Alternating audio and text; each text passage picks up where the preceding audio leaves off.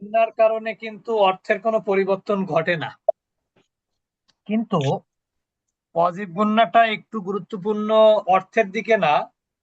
অজীব গুণাটা একটু বোঝার ক্ষেত্রে সুবিধা হয় অজীব গুণা করলে। যেমন একটু উদাহরণ দিয়ে আমি ক্লাস শুরু করব। যেমন দেখেন, ইন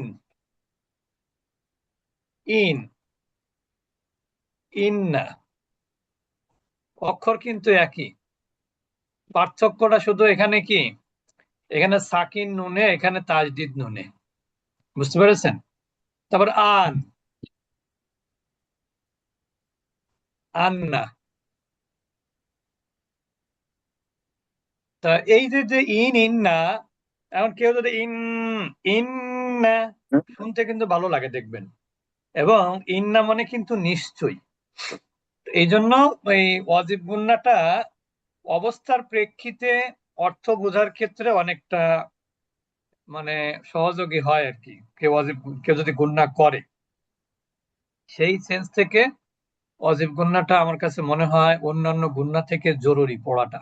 কারণ মাত্র দুইটা অক্ষরের সাথে অজীব গুন্না রিলেটেড, একটা হচ্ছে নুন মিম। আর একটা হলো মিম।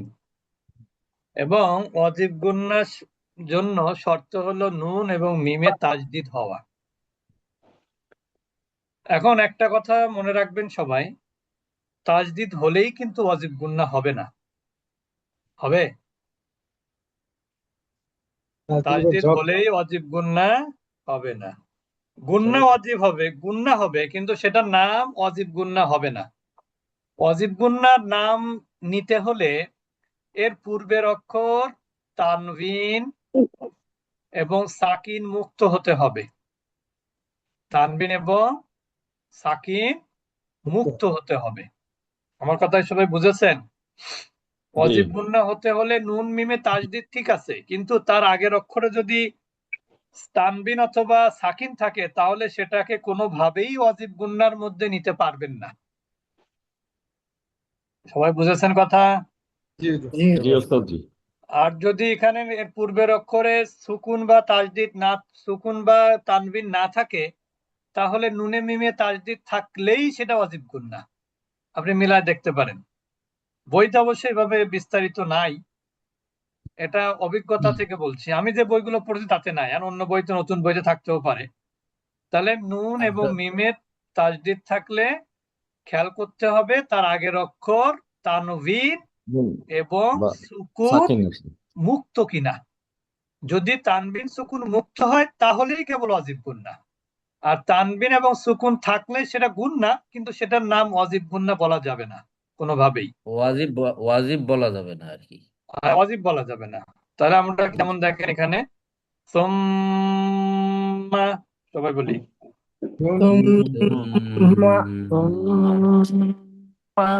ইন্না। এখন একটা কথা হলো, মাদের তো একটা পরিমাণ আছে। এক আলিফ মাদ আছে, তিন আলিফ আছে, চার আলিফ আছে।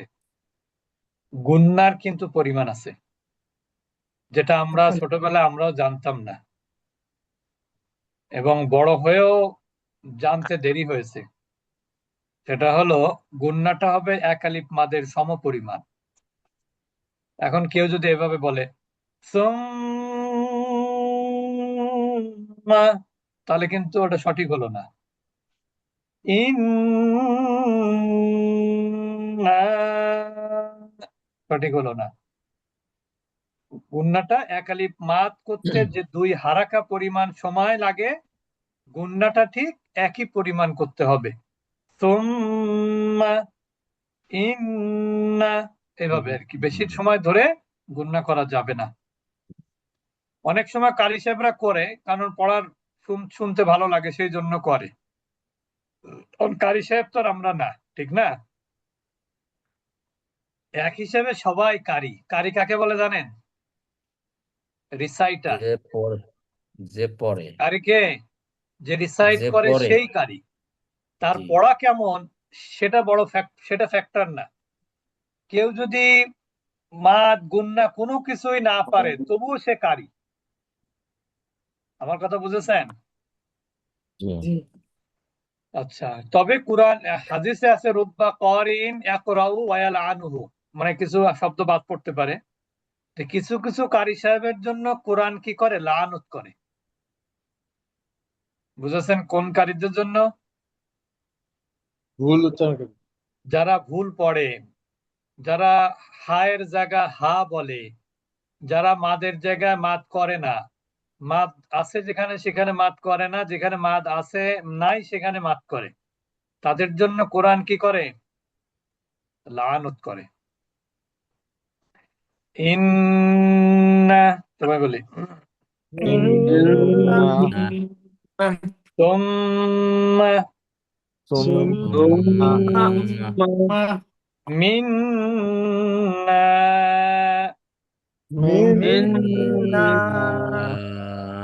মিম্মা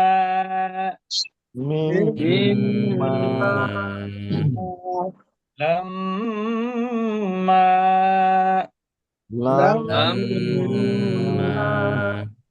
ফালাম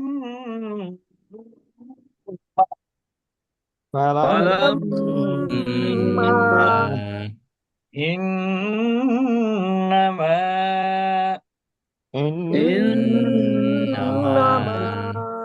ওয়ালাকিন্না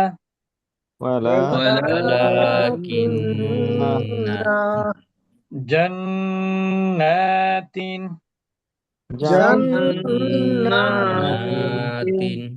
জাহান্নামা কুন্না আমান্না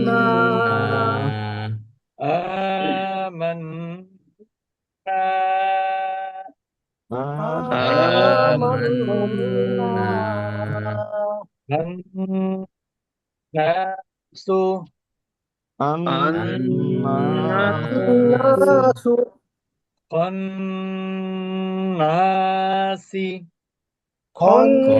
الناس جنة النفاثات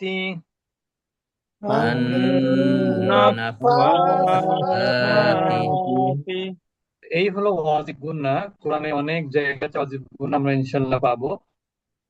তবে আমরা বললাম যে নুন এবং মিমে তাজদিদ হলে সেটা গুন্না হবে, এ কথা ঠিক, কিন্তু সেটাকে ওয়াজিব গুন্না নামকরণ করতে হলে তার আগের অক্ষরে খেয়াল করতে হবে যে তার আগের অক্ষরে তানবিন অথবা সুকুন মুক্ত কিনা, তার আগের অক্ষর তানবিন অথবা সুকুন মুক্ত কিনা। যদি তানবিন এবং সুকুন মুক্ত হয় তাহলে তার পরের অক্ষরে নুন মিমে তাজদিদ হলে সেটা কি হবে, ঈদগম হয়ে যাবে। হ্যাঁ ওই ওই নুন বলুন। সাকিন আর তানবিন থাকলে ওটা তো ঈদগম হয়ে যায়, তখন তো ওই একটা জন্য আর কি, ওটা এখন বলতেছি ওই না। জন্য। হ্যাঁ, জি জি। ওইটা যখন এই তানবিন বা সুকুন থাকে তখন এটা নুন সাকিন হয়ে যায় বা মিম সাকিন হয়ে যাবে। এই জন্য ওইটা তখন আবার একটার সাথে আরেকটা মিশে যাবে। এই জন্য দেখবেন অনেকেই ওই ভালো নিয়ম না জানার কারণে ওই নুন মিমে তাজদিদ থাকলেই সাথে সাথে বলে দেয় যে অজিব গুন্না। কিন্তু আসলে যে নুন এবং মিম উভয়টাই কিন্তু ইদগমের অক্ষর, আর ইদগমের অক্ষরে সবসময় তাজদিদ হয়, এটা মাথায় রাখতে হবে। তো ঠিক আছে, আমরা এখন চলে যাব পরবর্তী পড়াতে। পরবর্তী কি পড়া ছিল আমাদের? রিডাল করে